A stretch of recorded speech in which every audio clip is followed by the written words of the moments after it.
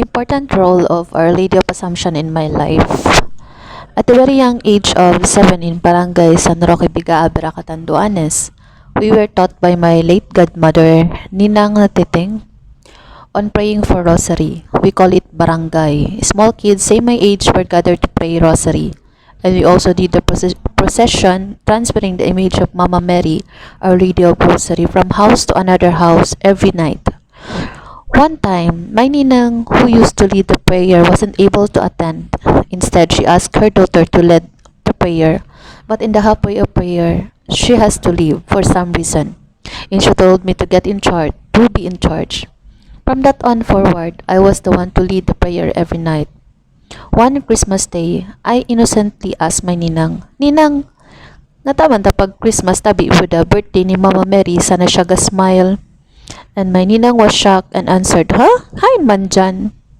From that day, I learned that I was the only one seeing Mama Mary smiling on me during Christmas and on September 8th. Years after, we have shifted our house to Santo Cristo. I studied my grade 4 on Santo Cristo Elementary School, but shifted again on Haen Elementary School because it is nearby from my house, which is located on boundary of the said barangays. I was in grade 5 when my ate Jocelyn got the chance to exam for the scholarship from the Sisters of Mary. Luckily, she passes the exam. I was envy by that time and I told myself, mayad pa si ate ta sigurado nang makatapos ning high school to scholar. Although I am also one of the sponsored child of Pagbicol, St. Francis of Assisi Foundation since grade 4. But I was thinking that it would not be enough because my parents have no stable source of income. Maswerte na kung may tugtugan for the pestahan. I was in grade 6 when the Sisters of Mary School come to recruit again. I was hesitant also to ask my parents if I can take the exam because they said that siblings are not allowed to study on that school. But I said, I will just try. Kung makapasa, thank you. Kung daay, thank you man syempre. Unfortunately, nobody from my classmates wanted to go and take the exam.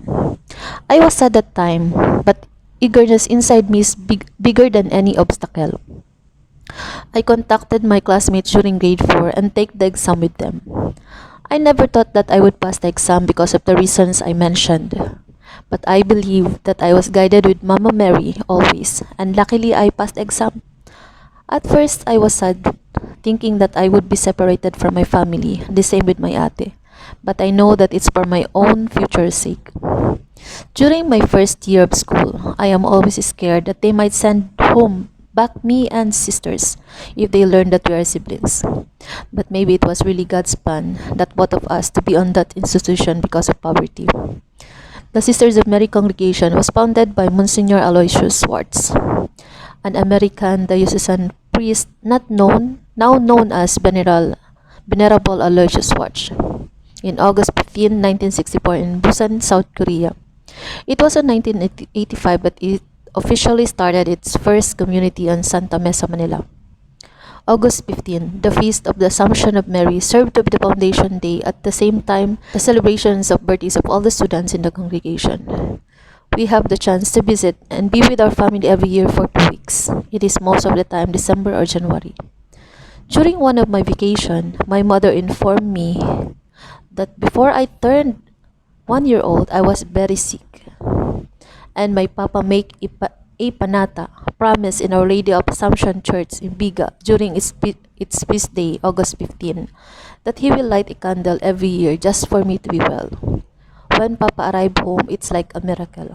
I become well and was able to crawl to greet him. And that's how significant August 15 in my life. And that's how Mama Mary played an important role in my life. I was so blessed.